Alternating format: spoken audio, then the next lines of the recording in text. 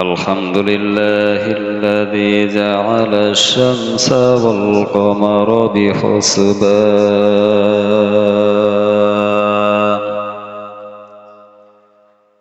والنجم والشجر يسجدان وفضل زمانا على زمان كما فضل مكانا على مكان وإنسان على إنسان وأشهد أن لا إله إلا الله وحده لا شريك له وأشهد أن سيدنا ومولانا محمدا عبده ورسوله صلى الله عليه وعلى آله وأصحابه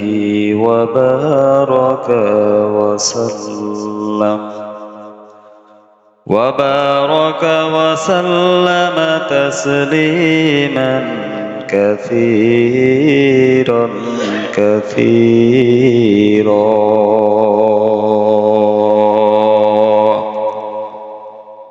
أما بعد فأعوذ بالله من الشيطان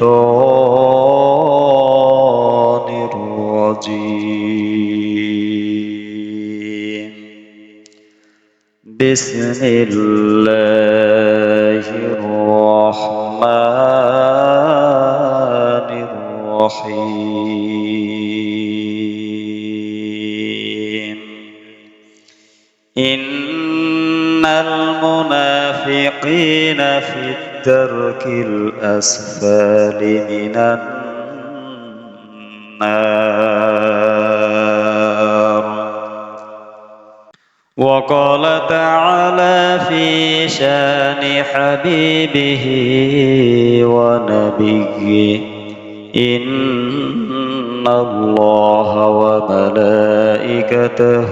يصلون على النبي يا أيها الذين آمنوا صلوا عليه وسلموا تسليما اللهم صل على سيدنا مولانا محمد وعلى آل سيدنا مولانا محمد اللهم صل على سيدنا مولانا محمد وعلى آل سيدنا مولانا محمد পড়েন দুরূদ নবীর শানে ওহে মুমিন মুসলমান দুরূদ পড়লে নবী খুশি আল্লাহ হবেন মেহেরবান আল্লাহুম্মা সাল্লি আলা সাইয়্যিদিনা মাওলানা মুহাম্মদ ওয়া আলা আলি সাইয়্যিদিনা আলহামদুলিল্লাহ মহান রব্বুল ইজ্জত ও জালালের দরবারে অসংখ্য শুকরিয়া গুজার করছি যে মহান মাওলায়ে কারীম আপনাকে আমাকে অসংখ্য মানুষের ভিড়ের ভিতর থেকেও যাচাই করে বাছাই করে আল্লাহর ডাকের সাড়া দেওয়ার জন্য আল্লাহর হুকুম মোতাবেক আজানের সাথে সাথে মসজিদে ঢোকার তৌফিক দিয়েছেন। এর জন্য সকলেই প্রাণ খুলে শুকরিয়া আদায় করছি, আলহামদুলিল্লাহ। মোহতারাম হাজরিন, আল্লাহ তাআলা ডাক দেওয়ার সাথে সাথে আল্লাহর ডাকে সাড়া দেওয়ার জন্য আল্লাহর ঘরে হাজির হওয়া। আল্লাহ তাআলা সূরাতুল জুমার ভিতর আল্লাহ তাআলা বলতে আছেন যে ইয়া আইয়ুহাল্লাযীনা আমানু, তোমরা যারা ঈমানদার আছো, তোমরা যারা ঈমান আনছো, আমি আল্লাহর প্রতি আমার রাসূলের প্রতি কিয়ামত দিনের প্রতি যারা ঈমান আনছো, তোমাদের কানের ভিতরে যখনই জুমার নামাজের জন্য আজান হবে, জুমার নামাজের জন্য আজানটা যখনই তোমাদের কানের ভিতরে ঢুকে যাবে, সাথে সাথে যে অবস্থায় আছো না কেন তৈরি হইয়া সাথে সাথে আল্লাহর ডাকের সাড়া দেওয়ার জন্য মসজিদে চলে যাও। কার কথা? আল্লাহর কথা। আর আজকে কি বার? এই শুক্রবার জুমার আজানের সাথে সাথে আল্লাহ তাআলা যে আপনাকে আমাকে আল্লাহর ঘরে ঢুকাইছেন, এটা একটা নিয়ামত না? কি বলেন? আল্লাহ ইচ্ছা করলে আপনাকে আমাকে এখনো দুনিয়াবি কোনো কাজের ভিতরে ধইরা রাখতে পারতো কি পারতো না? হ্যাঁ, একটা ব্যস্ততা সামনে ফেলাইয়া আপনাকে আমাকে এখন আটকাই রাখতে পারতো কি পারতো না? কিন্তু আল্লাহ তাআলার দয়া, আল্লাহ তাআলার মায়া যে আল্লাহ তাআলা এখন পর্যন্ত আপনাকে আমাকে ওই দলের অন্তর্ভুক্ত বানায় নাই, এখনো ব্যস্ততার ভিতরে ফেলাই রাখে নাই। আজানের সাথে সাথে আল্লাহর ঘরে ঢোকিয়া আল্লাহর ডাকে হাজিরা দেওয়ার জন্য আল্লাহ তাআলা আল্লাহর ঘরের ভিতরে ঢুকাইছেন। এটা একটা নেয়ামত। এটা কি? এই নেয়ামত কিন্তু সবাই পায় না। এই নেয়ামত সবাই পাই না আমরা। আল্লাহ যাকে ভালোবাসেন, যাকে মহব্বত করেন, তাকেই দিয়েই শুধু আল্লাহ তাআলা এই নিয়ামতগুলো তাকেই দান করে, যাকে মহব্বত করে, যাকে ভালোবাসে। প্রায় সময় একটা মেসাল দেই আমি, খেয়াল করবেন। আপনার বাড়িতে হঠাৎ করে একদিন খানার আয়োজন করছেন, একটা দাওয়াতের আয়োজন করছেন। এই দাওয়াতের ভিতর আপনি কাকে কাকে দাওয়াত দিবেন, আপনার নিজের মনের ভিতর থেকে অটোমেটিক একটা সাড়া দেয় যে অমুকেরে অমুকেরে অমুকেরে অমুকেরে দাওয়াত দেব। দেয় কি দেয় না? আর যারে যারে আপনার দিলের ভিতরে সাড়া দিছে ওই ব্যক্তিগুলোই আপনার মহব্বতের বেশি। ঠিক কিনা? না ভুল বললাম?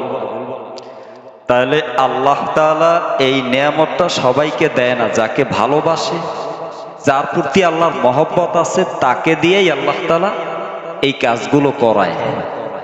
এই কাজগুলো আল্লাহ তাআলা নবীদের জামানায়ও করাইছে, সাহাবায়ে কেরামদের জামানায়ও করাইছে, তাবেঈনদের জামানায়ও করাইছে, তাবেঈনদের জামানায়ও করাইছে। কিয়ামত পর্যন্ত আল্লাহর জমিনে যত মানুষ আসবে সমস্ত মানুষদের ভিতর থেকে এরকম কিছু মহব্বতের বান্দাদেরকে আল্লাহ তাআলা এই কাজগুলো করাবেন। বুঝে আসছে? এদিক খেয়াল করেন। আলোচনা অল্প একটু সময়, সবাই আমার দিকে তাকাই থাকেন মেহেরবানি করে। আমরা তো সবাই আশরাফুল মাখলুকাত, সৃষ্টির সেরা জীব, তাতে কোনো সন্দেহ আছে নাকি? আমরা সবাই ঈমানদার। আমরা কি? আল্লাহ তাআলা পবিত্র কুরআনুল কারীমে সূরাতুল মুমিনুন একটা সূরা নাযিল করছে মুমিনদের বিষয়ে। এটা শুধু মুমিনদের বিষয় না, যেরকম মুমিন, মুনাফিক, কাফের, সমস্ত লোক, সমস্ত শ্রেণীর লোকদেরকে নিয়ে আল্লাহ তাআলা সুন্দর একটা উপদেশ, সুন্দর একটা বাণী, সুন্দর একটা লক্ষণ আমাদেরকে জানাই দিয়েছেন। এখন আমরা যে মুমিন দাবি করি, এই মুমিনের ভিতরে গলত আছে কিনা এটা যাচাই করার দরকার আছে না নেই? হ্যাঁ, এটা কেমনে যাচাই করবো? কোথায় যাই যাচাই করবো? মুমিনের ভিতরে আমরা মুমিন ঠিক আছে, কিন্তু আমরা মুনাফিক হইয়া দুনিয়া জমিনে আছি নাকি, এটা তো যাচাই করার দরকার নাকি? এই মুনাফিক এমন একটা শব্দ, আর এই মুনাফিক এমন একটা খারাপ একটা জাতি, একটু দৃষ্টান্ত দিলেই বুঝবেন।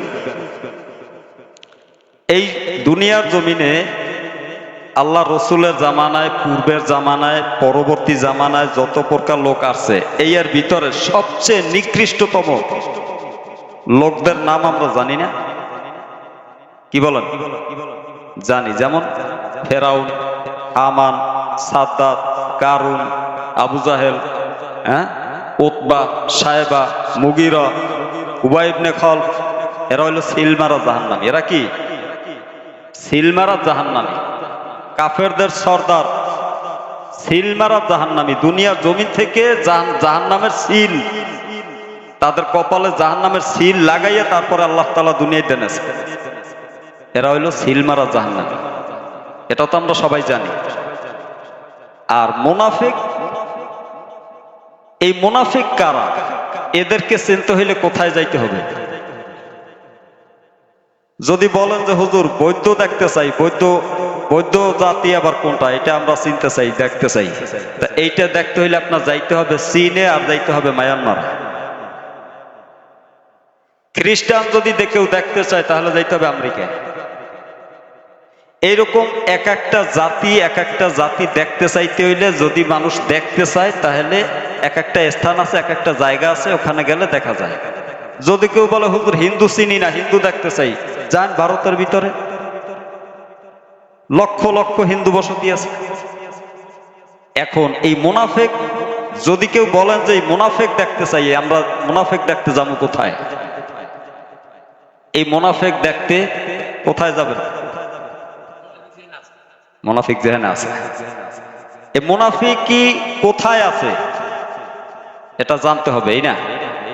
মুনাফিক কি কোনো কাফের, কোনো খ্রিস্টান, কোনো বৌদ্ধ, কোনো ইহুদি, কেউ কোনো নাসারা, কোনো হিন্দুর ভিতরে মুনাফিকি নেই। তারা তো এমনিতেই ফাসেক, তারা তো এমনিতেই মুশরিক, তাদের ভিতরে মুনাফিকি নেই। মুনাফিকি দেখতে হইলে দেখতে হবে মুসলমানদের ভিতরে। কাদের ভিতরে? মুসলমানদের ভিতরে। এই মুনাফিক নাফকুল ইয়ারাব, নাফকুন শব্দ থেকে আসছে মুনাফিক। নফকুন হইছে, নফকুল ইয়ারাব বলতে বোঝায় পাহাড়ি ইঁদুরকে। কোথার ইঁদুর? পাহাড়ি ইঁদুর দেখছেন কেউ? যারা পাহাড়ে গেছেন, পাহাড়ের ভিতরে, পাহাড়গুলো কি ওই নরম মাটি না শক্ত মাটি? শক্ত পাথরের পাহাড়। ওই শক্ত পাথরের পাহাড়ের ভিতরে নফকুল ইয়ারাব, এই ইঁদুর, এক শ্রেণীর ইঁদুর, এই ইঁদুরগুলা ওইখানে বসবাস করে। তাদেরকে যদি আপনি ধরতে যান, মারতে যান, ওই দেখছেন আপনি এক গর্ত দিয়ে ঢুকছে, ওইখানে যদি আপনি গরম পানি ঢালেন, ওর ইঁদুরের গায়ে লাগবে না, ও অন্য গর্ত দিয়ে বেরিয়ে যাবে। ওর গর্ত হইল দুইটা। কয়টা? দুইটা। নফকুন শব্দ থেকে আসছে মুনাফিক, অর্থাৎ দ্বিমুখী স্বভাব যাদের, দুই রকম আচরণ যাদের। দুই রকম আচরণ বোঝেন? অর্থাৎ মুখে বলে একটা, অন্তরে আর একটা। মুখে বলে একটা, অন্তরে আর একটা। আমরা এই মুনাফিক মুসলমানদের ভিতরেই ভরপুর। আর এই মুনাফিকদের স্থান কোথায় হবে? একটু আগে যে বলছিলাম যে সবচেয়ে বেশি নিকৃষ্টতম লোক যারা দুনিয়ার জমিন থেকে চলে গেছে, যেমন ফেরাউন, হামান, সাদ্দাত, আবু জাহেল, আবুল আহাব, উতবা, সাহেবা, এরা যারা সিলমারা জাহান্নামী ছিল, এদের স্থান কোথায় জাহান্নামের ভিতরে? কেউ বলতে পারেন? জাহান্নামের ভিতরে সবচেয়ে উচ্চ মাকামে, সবচেয়ে উচ্চ স্তরে যেই শাস্তিটা আছে ওইখানে আছে। অর্থাৎ উপরে তাদের শাস্তির জায়গা। আর এই মুনাফিক যারা থাকবে, মুনাফিক মার্কা মুসলমান যারা আছি আমরা, আমাদের স্থানটা কোথায় দেখেন? আল্লাহ রাব্বুল আলামিন বলতেছেন, ইন্নাল মুনাফিকিনা ফিদ দারকিল আসফালি মিনান নার। মুনাফিক মার্কা মানুষ যারা থাকবে তাদের শাস্তির জায়গাটা থাকবে একবারে নিম্ন স্তরের, সবচেয়ে নিকৃষ্ট স্তরের জায়গা। জাহান্নামের ভিতরে শাস্তির অনেকগুলো স্তর আছে, স্টেশন আছে। যেমন জাহান্নামের এক এক শ্রেণীর মানুষের জন্য এক এক রকম স্টেশন, এক এক রকম জায়গা। ওদিকে যেমন সময় লম্বা করা যাবে না। তাহলে সবচেয়ে আল্লাহ তাআলা বলতে আছেন আসফালি মিনান নার, একবারে নিকৃষ্টতম শাস্তির যে জায়গাটা ওইখানে দেওয়া হবে মুনাফিক যারা থাকবে তাদেরকে। নাউজুবিল্লাহ বলবেন না? এখন এই মুনাফিক আল্লাহ রসুলের জামানায়ও ছিল, সাহাবীদের জামানায়ও ছিল, তাবেঈনদের জামানায়ও ছিল, তাবেঈনদের জামানায়ও ছিল। এরপরে কিয়ামত পর্যন্ত যত মানুষ আসবে প্রত্যেকটা মানুষের ভিতর মুনাফিকই থাকবেই। আর এই মুনাফিক কাদের ভিতরে থাকবে? মুসলমানদের ভিতরে। কাদের ভিতরে? মুসলমানদের ভিতরে, অর্থাৎ আমাদের ভিতরে।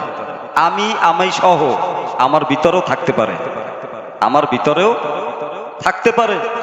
অতএব মুনাফিকি থেকে বেঁচে থাকার দরকার আছে না নাই? আর এই মুনাফিকি অবস্থায় যদি কেউ মারা যায়, আল্লাহ রসুল সাল্লাল্লাহু আলাইহি ওয়াসাল্লাম বলতেছেন, আমি কিয়ামতের ময়দানে আমার শাফায়াত ওই উম্মত পাবে না।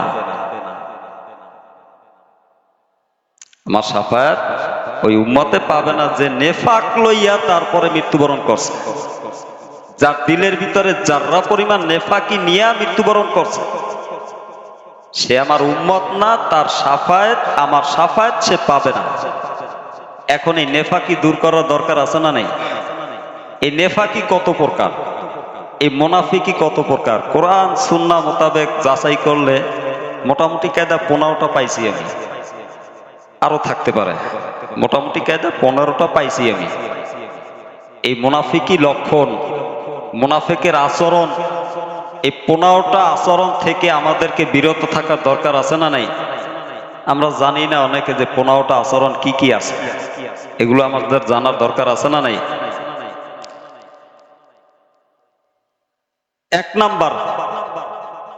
এক নাম্বার মুনাফিক হইল যে দ্বিমুখী স্বভাব, যাদের মুখে একটা অন্তরে আর একটা, মুখে বলে এক কথা অন্তরে বলে আর এক কথা। এমন মানুষ আছে না নাই? এদিক খেয়াল করেন, এমন মানুষ আছে না নাই? এই স্বভাবটা যদি কারো ভিতরে থাকে, আমি সহ এই স্বভাবটা যদি কারো ভিতরে থাকে, আজকে শোনার পর থেকে সামনে রমজান মাস আসছে, খাঁটিভাবে রমজান মাসের রোজাগুলো রাখার দরকার আছে না নাই? আর এই রোজাগুলো রাখতে হইলে এই নেফাকি থেকে ফারাক হইতে হবে, দূরে থাকতে হবে। এই নেফাকি দূর করার দরকার আছে না নাই? কি বলেন? তাহলে এই নেফাকি দূর কইরা তারপরে সামনে রমজান মাস পার করতে হবে, এই না? এক নাম্বার স্বভাব হইল দ্বিমুখী স্বভাব, যাদের ভিতরে দুইমুখী কথাবার্তা আছে। আল্লাহ রাব্বুল আলামিন বলতেছেন, ওয়া মিনান নাসি মান ইয়াকুলু আমান্না বিল্লাহি ওয়া বিল ইয়াউমিল আখির ওয়া মা হুম বিমুমিনিন।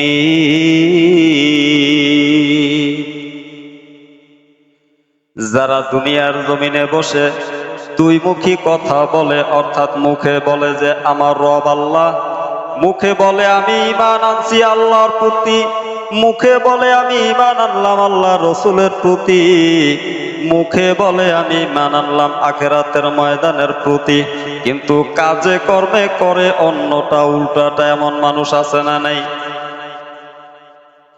আছে।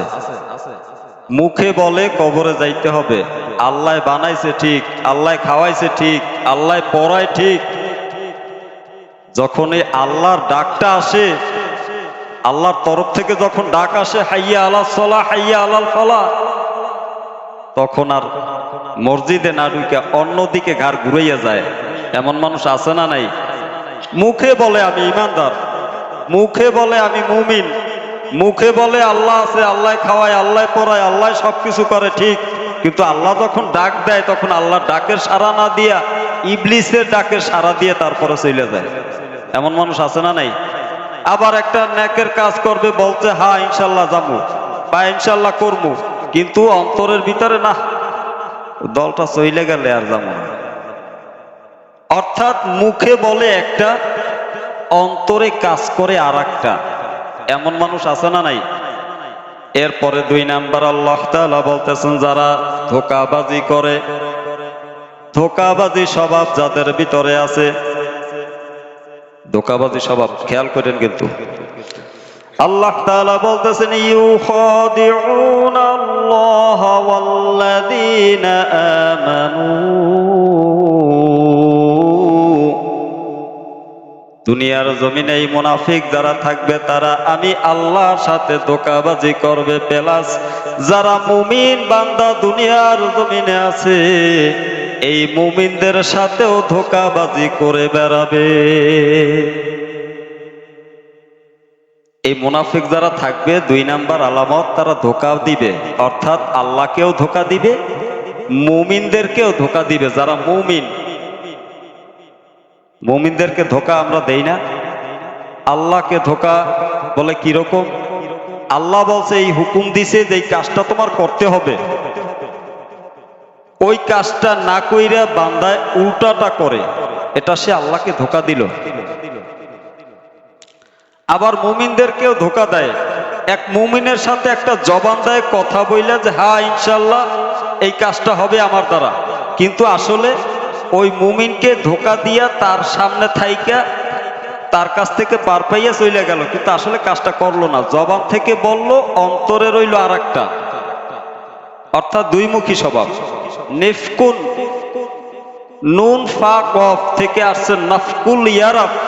নাফকুন শব্দের অর্থ হচ্ছে কাটা, ছিদ্র করা, কি করা? আলাদা করা, বিচ্ছিন্ন করা, ছিদ্র করা। ছিদ্র কইরা 2টা বানায়, একটাকে ছিদ্র কইরা 2টা বানায়, তাকে বলে মুনাফিক। বুঝে আইছে তো? এরপরে 3 নাম্বার স্বভাব আল্লাহ তাআলা বলতেছেন, এই মুনাফিক যারা থাকবে তারা হইছে সুবিধাবাদ জিন্দাবাদ। সুবিধাবাদ জিন্দাবাদ, বুঝছেন তো? অর্থাৎ জোয়ারে জোয়ার দেয়, জোয়ারে জোয়ার। এক শ্রেণীর মানুষ এক পক্ষে আছে, দেখছে ওই দলে মানুষ বেশি, ওই দলেই জোয়ার শুরু হয়ে গেছে। আবার ওই পাশে যাই যখন অসুবিধা বাজে তখন ফিরে আবার আরেক দলে ইয়ে ঢোকে। এমন মানুষ আছে না নাই? আল্লাহ, এটা আমার কথা না, আল্লাহর কথা, খেয়াল করেন। আল্লাহ রাব্বুল আলামিন বলতেছেন, ওয়া ইযা লাকুল্লাযীনা আমানু ক্বালু আমান্না ওয়া ইযা খালাউ ইলা শায়াতিনিহিম। 3 নাম্বার স্বভাবের মুনাফিক যারা থাকবে তারা দুনিয়ার জমিনে বসে সুবিধাবাদ জিন্দাবাদ হবে। অর্থাৎ ওয়া ইযা লাকুল্লাযীনা আমানু, ইমানদাররা যখন ডাক দিবে তখন ইমানদারদের দলে যাইয়া ঢুকবে, ইমানদারদের দলের ভিতরে ঢুইকা বলবে হ্যাঁ আমিও তোমাদের সাথে আছি, আমিও ইমানদার, আমিও ইমানদার, আমিও তোমাদের সাথে আছি, টেনশন করো না। এমন মিষ্টি মিষ্টি কথা বইলা তাদের মন জয় করে ফেলাইবে, তারা বুঝতেই পারবে না, তারা বুঝবে যে না আসলেই ঠিক আছে লোকটা যাচ্ছে, কিন্তু কাজের বেলায় যাইয়া নাই। আবার দেখেন আল্লাহ তাআলা বলতেছেন, ওয়া ইযা খালাউ ইলা শায়াতিনিহিম, পিছনে যাই আবার শয়তানের দলের ভিতরে ঢুইকা বলে আমি তোমাদের সাথে আছি। এমন মানুষ সমাজের ভিতরে নাই, অন্য অন্য জায়গায় থাকতে পারে, আপনাদের এখানে নেই। অর্থাৎ ইমানদারের সাথেও আছে, আর ওই পাশে যাইয়া শয়তানের দলের ভিতরে ঢুইকাও বলে হ্যাঁ আমি তো তোমাদের সাথেরই লোক, আমি তোমাদের সাথেরই লোক। অর্থাৎ দুইও পক্ষে আছে, সুবিধাবাদ জিন্দাবাদ। আল্লাহ রাব্বুল আলামিন বলতেছেন, ক্বালু ইন্না মাআকুম ইন্নামা নাহনু মুস্তাহজিউন।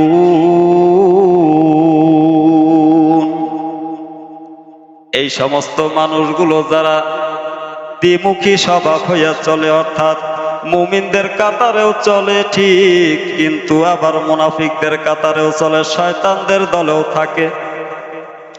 এই মানুষগুলো আমি আল্লাহকে ধোঁকা দিতেছে। এই মানুষগুলো হইছে কঠিন অপরাধী, কঠিন গুনাহের ভিতরে লিপ্ত হয়ে যাবে কিয়ামতের ময়দান। উকবা ইবনে আব্দুল্লাহ ইবনে উবাই বিন সুলুল রাদিয়াল্লাহু তাআলা আনহু, রাদিয়াল্লাহু তাআলা আনহু বলা যায় না, যেহেতু আল্লাহ রসুলের সাহাবী ছিল।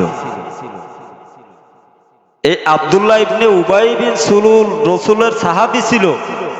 আল্লাহ রসুলের সাথে নামাজ পড়ছে, আল্লাহ রসুলের সাথে দাওয়াতে গেছে, আল্লাহ রসুলের সাথে যুদ্ধের ময়দানে গেছে।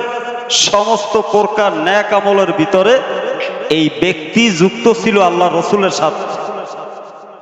যুক্ত থাকার পরে হঠাৎ করে একদিন মৃত্যু সজ্জায় শায়িত।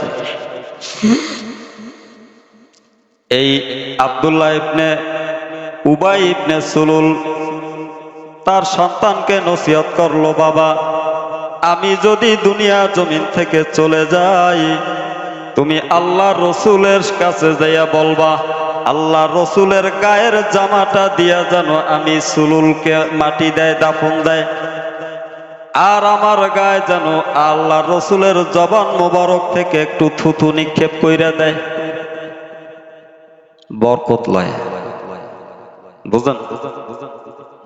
এমন কিছু মানুষ আছে দেখবেন আইসা হুজুরের কাছে আইসা ফু দেয়, হুজুর একটু ফু দিয়ে দেন, আবার ওই পাশে সরিয়ে দিয়ে শয়তানের দলে মিল্লা হুজুরের পাশেই বাস ঢুকায়।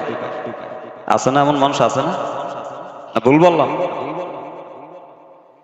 এই যে আব্দুল্লাহ ইবনে উবাই বিন সুলুল ঘটনাক্রমে মারা গেল, সন্তান দৌড়াই আল্লাহ রসুলের দরবারে চলে গেছে, যাইয়া ডাক দিয়া বলতেছি, ইয়া রাসূলুল্লাহ,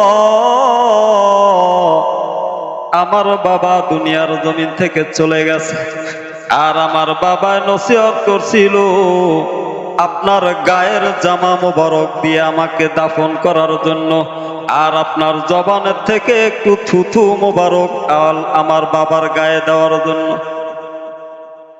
আল্লাহ রসুল সাল্লাল্লাহু আলাইহি ওয়াসাল্লাম একটা মজলিসের ভিতরে বসে বসে কথা বলতেছে। ওই মজলিসের ভিতরে ওমর রাদিয়াল্লাহু তাআলা আনহু বসা ছিল। আল্লাহ রসুল সাল্লাল্লাহু আলাইহি ওয়াসাল্লাম ওই যে আব্দুল্লাহ ইবনে উবাই বিন সুলুলের ছেলের কথা শুনে সে উঠে দাঁড়ালো। খেয়াল কইরা দাঁড়াইয়া তার বাড়ির দিকে রওনা হয়েছে যাইবে। এমন সময় ওমর রাদিয়াল্লাহু তাআলা আনহু থাবা দিয়ে আল্লাহ রসুলের পাঞ্জাবি টাইনা ধরছে। ওমর রাদিয়াল্লাহু তাআলা আনহু আল্লাহ রসুলের পাঞ্জাবি টাইনা ধরছে। আল্লাহর হাবিবের পাঞ্জাবি টাইনা ধরা এটা যেমন তেমন ব্যাপার নেই, হ্যাঁ, যেমন তেমন কথা। পাঞ্জাবি টাইনা ধরছে। এইবার ডাক দিয়া বলতেছি, ইয়া রাসূলুল্লাহ, ইয়া হাবিবাল্লাহ, যার বাড়িতে আপনি জানাজার জন্য যাইতেছেন, যাকে আপনি মুক্ত করার জন্য, যাকে দোয়া করার জন্য আপনি যাইতেছেন, এই ব্যক্তি কি আপনি জানেননি? আল্লাহ রসুল বলতেছেন, কে? বলতেছে, এই লোক উহুদের ময়দান থেকে 300 সৈন্য নিয়ে পলায়ন কইরা আসছিল। এই লোক জবানে আমাদের সাথে বলে আমি তোমাদের সাথে জামাতবদ্ধ হইয়া যাব, কিন্তু যেদিন তারিখ পড়তো ওই দিন সে হারাইয়া চইলা যাইতো, অন্যদিকে আমাদের সাথে যাইতো না। এই লোক আব্দুল্লাহ ইবনে উবাই বিন সুলুল আমাদের সঙ্গী হইয়া থাকতো, আবার পিছনে যাইয়া শয়তানের দলের সাথে মিলা তাদের সঙ্গী হইয়া যাইত। ইয়া রাসূলুল্লাহ, ইয়া হাবিবাল্লাহ, আপনি এই ব্যক্তির জানাজার জন্য যাইতেছেন, এই ব্যক্তিকে দোয়া করার জন্য যাইতেছেন, কিন্তু এটা ঠিক না। বলতেছে ওমর। কে বলতেছে? ওমর রাদিয়াল্লাহু তাআলা আনহু কেমন সাহাবী ছিলেন, কেমন রাদিয়াল্লাহু তাআলা আনহু কেমন আল্লাহ তাআলা তার উপরে রাজি খুশি ছিলেন, একটু খেয়াল করেন। এমন এমন সময় এমন এমন ফায়সালা ওমর রাদিয়াল্লাহু তাআলা আনহু দিছেন, আল্লাহ তাআলা ওই ওমরের ফায়সালাকে পছন্দ কইরা কোরআনের আয়াত বানাইয়া দুনিয়ার মানুষদেরকে জানাই দিয়েছে। এই সেই ওমর। বলতেছি, ইয়া রাসূলুল্লাহ, আপনি যার জন্য দোয়ায় যাইতেছেন, যার দোয়ায় যাইতেছেন, এই লোক তো আমাদের সাথে জবানে বলতো, হ্যাঁ আমরা যুদ্ধের ময়দানে যাবো, আমরা তোমাদের সাথে জামাতে যাবো। যেই দিনকে তারিখ পড়তো ওই দিনকে সে ঘাড় মরাই অন্যদিকে যাইতো, ওদিকে যাইতো না। এই সেই মুনাফিক। আল্লাহ রসুল বলতেছেন, ওমর তুমি বলছো, আল্লাহ তো বলে নাই। আল্লাহ কি বলে নাই? আল্লাহ যতক্ষণ না বলবে অতক্ষণ তো আমি তোমার কথা মতো আমি কাজ করতে পারি না, আমি ফিরে যাইতে পারি না। আল্লাহ রসুল সাল্লাল্লাহু আলাইহি ওয়াসাল্লাম আব্দুল্লাহ ইবনে উবাই বিন সুলুলের বাড়িতে চলে গেছে, যাইয়া তার গায়ে থুতু মোবারক দিছে। ওই যে নসিহত করছিল, মনে আছে নি? থুতু মোবারক দেওয়ার পর তার শরীরের জামাটা খুলবে খুলবে এমন সময়, অর্থাৎ খুইলে তাকে কাফনের কাপড় বানাবে, এমন সময় জিব্রাইল আলাইহিস সালাতু ওয়াস সালাম আয়েশা হাজির হয়ে গেছে। আল্লাহ রাব্বুল আলামিন বলতেছেন, ইস্তাগফির লাহুম আও লা তাস্তাগফির লাহুম। আল্লাহ রাব্বুল আলামিন বলতেছেন, নবী হে, আপনি এর জন্য দোয়া করেন অথবা না করেন, দুইটাই সমান। আপনি এর জন্য ক্ষমা প্রার্থনা করেন আর না করেন, দুইটাই সমান। কেন? আল্লাহ তাআলা বলতেছেন, ইন তাস্তাগফির লাহুম ৭০ মাররাতা, আপনি যদি ৭০ বারও আমি আল্লাহর দরবারের জন্য মাগফিরাত কামনা করেন, আমি আল্লাহ একে মাফ করব না। নাউজুবিল্লাহ বলি। আয়াত নাযিল হয়ে গেছে এই আব্দুল্লাহ ইবনে উবাই বিন সুলুলের পক্ষে। একে দোয়া করার জন্য আল্লাহ রসুল স্বয়ং নিজে দিয়ে হাজির হয়ে গেছে। টান দিছিল কে রে? ওমর। ওমর টান দিছিল, ইয়া রাসূলুল্লাহ, এ তো টাটকা মুনাফিক, এর জানাজায় আপনি যান।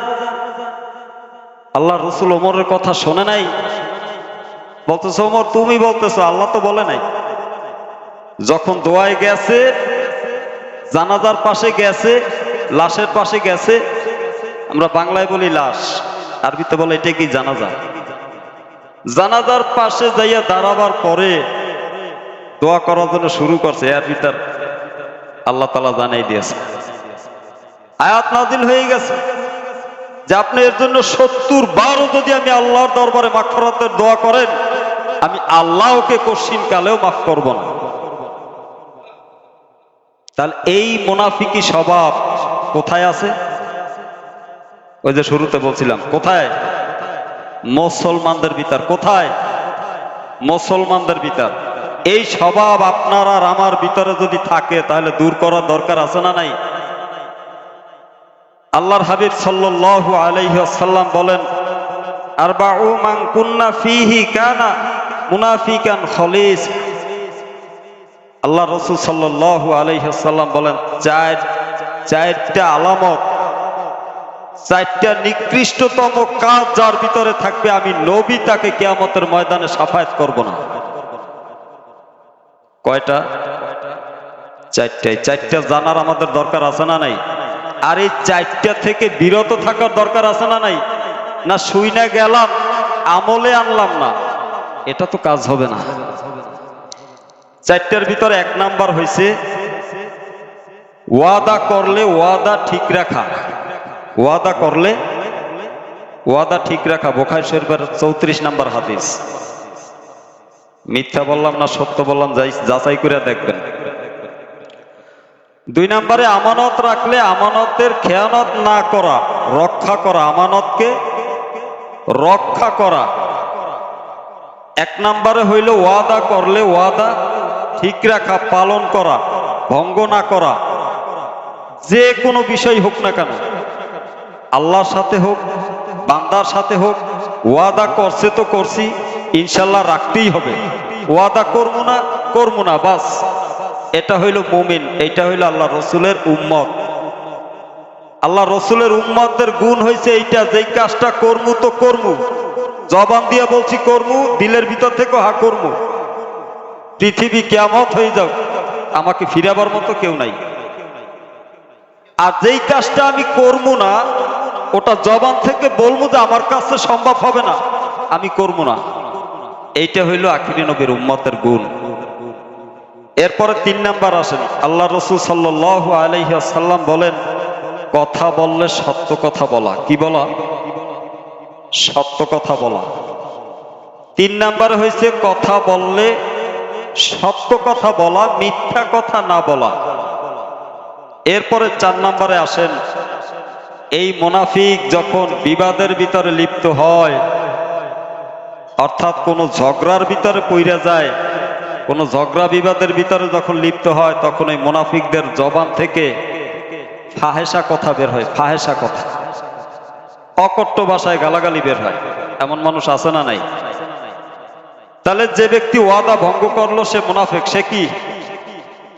2 নাম্বারে যে আমানতকে খেয়ানত করলো সে মুনাফিক। 3 নাম্বারে যে মিথ্যা কথা বললো সে মুনাফিক। 4 নাম্বারে যে বিবাদের ভিতরে লিপ্ত থাইকা ফাহেসা কথা বললো সে হইল মুনাফিক। আল্লাহ রসুল এই মুনাফিকের 4টা আলামত দিয়েছেন, 4টা মুনাফিকের গুণ দিয়ে দিয়েছেন। এই মুনাফিকি গুণ এই 4টা যার ভিতরে থাকবে, আল্লাহ রসুল সাল্লাল্লাহু আলাইহি ওয়াসাল্লাম বলেন, ওই উম্মতকে আমি কিয়ামতের ময়দানে শাফায়াত করব না। তাহলে এই 4টা জিনিস থেকে আমাকে বিরত থাকার দরকার আছে না নাই?